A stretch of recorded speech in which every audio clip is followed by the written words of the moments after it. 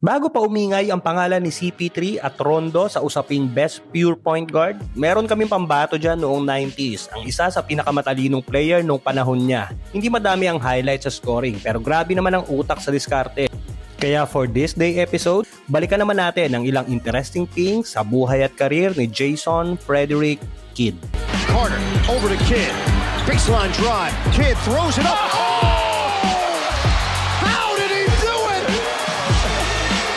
Si Jason Kidd ay half black, half white. Ang tatay niya ay African American, habang ang nanay naman niya ay Irish American. Kaya nung bata siya, hindi daw maintindihan ng tao kung saan siya kabilang. Pero dahil doon, natutunan niyang mag-adjust, makisama at mag-lead kahit kaninong grupo, either black or white. Walang problema yan kay paring Kidd. Kung si LeBron ay sikat na bago pa man makapasok sa NBA, nauna na sa kanya si Jason Kidd. Siya yung unang LeBron pagdating sa hype at achievement sa high school level. Sa St. Joseph Notre Dame High School sa California, dinala niya ang team sa back-to-back state championship at 3 beses pang napili sa All-American team. 2 beses siyang nanalo ng California Player of the Year at nakuha pa ang Naismith Prep Player of the Year noong 1992. Sa college, sa UC Berkeley, nakuha niya ang Pac-10 Freshman of the Year at dinala ang kanilang team sa kanilang unang NCAA tournament win sa loob ng 30 years. Si Jason Kidd ay na-draft ng Dallas Mavericks bilang second overall pick noong 1994 NBA draft. Ramdam na agad ang impact ni Kidd rookie year pa lang, at sa isang pambihirang pangyayari, 2 sila ni Grant Hill ang nanalo ng Rookie of the Year. Tinabad na siguro mamili ang panel kung sino sa kanilang dalawa, kaya ginawa na lang tabla. Ayos din. Kilalang kilala si Jason Kidd sa palayaw na J-Kidd, pero may nickname din siya na tinawag siyang The Engine. Kasi siya yung nagpapatakbo ng buong team. Walang assist, walang play, walang rhythm kung wala si Kidd sa loob. At nauna din si Kidd kay Westbrook na tinawag na Mr. Triple-Double. Kasi nung panahon niya, siya talaga ang original triple-double machine. Ang kanyang 107 career triple-doubles ay 6 all-time sa NBA history. Noong 1996, after ng ilang issues sa Mavs, na-trade si Jason Kidd papuntang Phoenix Suns. After ilang years, na-trade ulit siya ng New Jersey Nets noong 2001. At sa Nets, mas umingay ang pangalan niya. Iniba niya agad ang kultura ng franchise. Mula 26 wins noon, naging 52-30 season at nadala ang team kasama ni Kenyon Martin sa NBA Finals noong 2002. Ang unang finals appearance ng franchise. Kaso, ang nakalaban, Kobe and Shaq led na Los Angeles Lakers. At yun, nasweep sila nun. Pero next year, muli niyang pinangunahan ang Nets pabalik sa finals. Kaso, pader na naman ang nakabangga nila, ang Spurs na may Duncan, Parker at Ginobili. Kaya yun, talo ulit. Pero at least, back-to-back finals.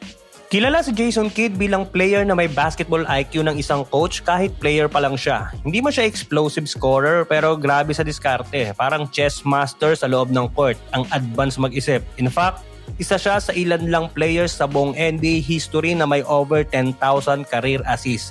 Meron siyang 12,091 assists sa kanyang buong career at yan ay third most sa NBA history. So, literal na floor general. Bukod sa playmaking, elite defender din si Jason Kidd. Kilala siya sa matinding anticipation at quick hands. Kaya nga nakapasok siya sa NBA All-Defensive Team ng 9 na beses. At aside sa pagiging third most assist, siya din ang third most sa NBA history pagdating sa steals. So hindi lang utak, may depensa rin. Kaya sobrang complete package talaga bilang point guard. At syempre, sino bang makakalimot sa blowing kisses free throw routine ni Jason Kidd? Tuwing mag-free throw siya, may pakis muna bago bitawan yung bola. Ayon sa kanya, tribute daw yon sa asawa niya noon. Parang simpleng gesture of love bago ang bawat tira. Parang pangit ng word na yun ha. Basta bawat tira sa free throw. Pero ang masakit, naghiwalay sila ng asawa niya na yon. At yun na din yung time na tinigil niya na yung may pakis routine. Hindi ni kuya, pati free throw may love story. Matapos ang ilang taon sa Nets, bumalik si Jason Kidd sa Dallas Mavericks noong 2008 kung saan nagsimula ang NBA journey niya. At noong 2011, pinangunahan niya kasama si Dirk Nowitzki ang Mavs sa NBA Championship. Laban pa sa Miami Heat ni na LeBron, Wade at Bosh.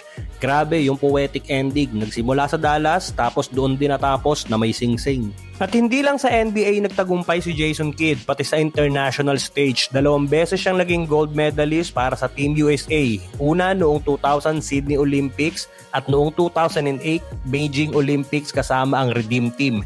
Hindi siya natalo kahit isang beses sa buong international career niya. 44-0 record. Pagkatapos magretiro noong 2013, hindi na nagpalamig si Jason Kidd. Agad siyang naging head coach ng Brooklyn Nets. Pagkatapos noon, tumira naman siya sa Milwaukee Bucks kung saan nag-coach siya kay Giannis bago pa ito maging MVP. Pag-alis sa Bucks, naging assistant coach siya ng Los Angeles Lakers at tumulong sa championship run nila noong 2020. At napabilang na siya sa iilang players na nanalo ng championship as a player and as a coach. At ngayon, balik ulit siya sa dati niyang tahanan kung saan siya na ang head coach ng Dallas Mavericks. So tignan ulit natin kung gaya ng unang pagbalik niya sa Mavs ay makasungkit ulit siya ng kampyonato, pero this time bilang coach naman. Noong 2013, habang nagko-coach pa siya sa Brooklyn Nets, dahil wala na silang timeout, sinadya ni Jason Kidd na ibuhos ang inumin niya sa court para makakuha ng libreng timeout. Pinagana na naman ang utak ni Kuya. Ang smooth na sana ng plano, kaso nahuli sa camera at kitang-kita yung bibig niya na inutusan niya yung player niyang banggain siya. Kaya ayun, huli. Hindi kulong, pero may multa, $50,000. Yun lang. At noong 2018, na-induct na si Jason Kidd sa Basketball Hall of Fame. Hindi lang isang beses, kundi 2 beses. Una, bilang isa sa pinakamagaling na point guard sa NBA history at pangalawa, bilang bahagi ng 2008 USA Redeem Team. Isang patunay sa napakalaking ambag at impluwensya ni Jason Kidd sa mundo ng basketball.